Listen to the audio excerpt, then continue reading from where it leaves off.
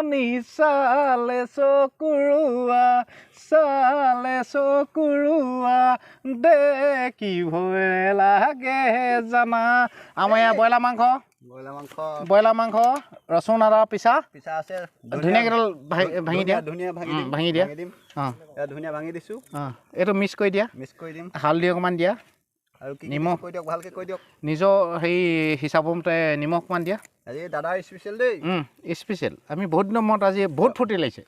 বহুত ভাল লাগিছে। হালধি দি দিছোঁ বেছি নিদিবা বেছি হ'লে বেয়া পাব নিমখ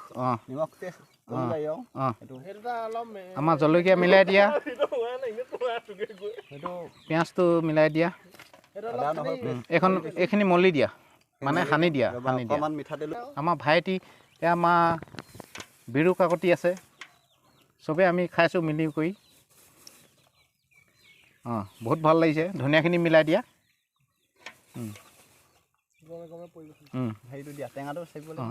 অকণমান দি দিয়া টেঙাটো অকণমান দিবা নেমু টেঙা অকণমান হ'লে খাই টেষ্টি লাগে চুঙাত দিয়া ব্ৰইলাৰ মাংস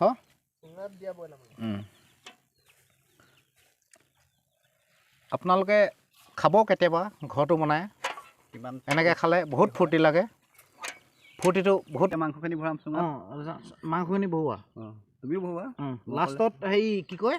পানী অকণমান দি দিবা হা পানী নালাগে পানী দিলে বেয়া হ'ব নহয় পানী অলপ ওলাই যাব এনেই উতলিবলৈ খুচিবলৈ সেইডাল লাগিছিলে এইডাল এনেকৈ খুচিলে বহুত টেষ্টি লাগে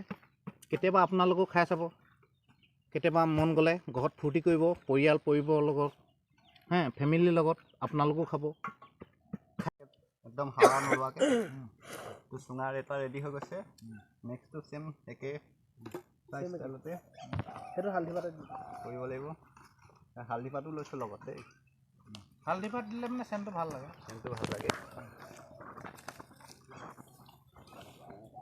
এতিয়া হৈ গ'ল এতিয়া আমাৰ ইটিং মাংস ৰেডি আছে চুঙাত ভৰাই এতিয়া জুইত দিম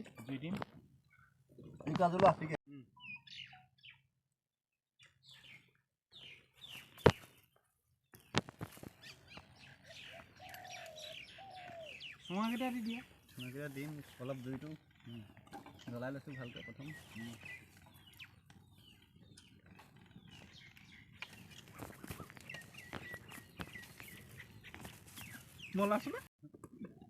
চুঙাকেইটা জুইত দি দিছোঁ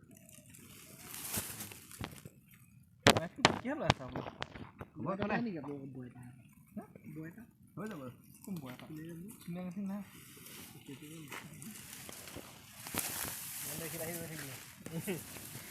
এই তলত দে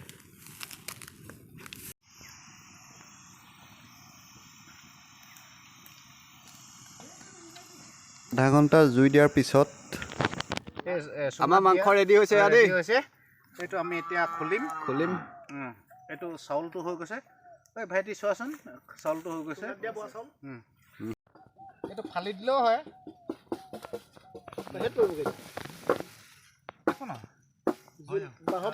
টেঙা দিছোঁ হেৰি হৈছে লাষ্টত ফালি দিব নাই আৰু নাই এইটো আমাৰ ইতিমধ্যে তৈয়াৰ হৈছে আগতো কাটি দিবি হা এই আছে ইতিমধ্যে ব্ৰইলাৰ মাংস তৈয়াৰ হৈ গৈছে চেণ্টটোৱে মজা লাগিছে চেণ্টটো ভাল লাগিছে না ভাইটি অকণমান চুবলৈ আমাৰ গৰম হৈছে কটাইখন দিয়াচোন ভাইটি চামুচ নহয় এখন কাটা চামুচ এইটো খোৱা এটা আমেজেই বেলেগ ইতিমধ্যে আমাৰ চুঙাত দিয়া চাউল আমাৰ তৈয়াৰ হৈ গৈছে এইটো খালে মানে বহুত মজা লাগে আমি সকলোৱে মিলি এতিয়া চুঙাত দিয়া ব্ৰইলাৰ মাংস খাইছোঁ কেনেকুৱা হৈছে দাদা একদম মজা টেষ্টিটো একদম নম্বৰ ওৱান আৰু পিকে মজা এইপিনে কেওট মজা কাকতি কেমেৰা পিছত থকা মানুহ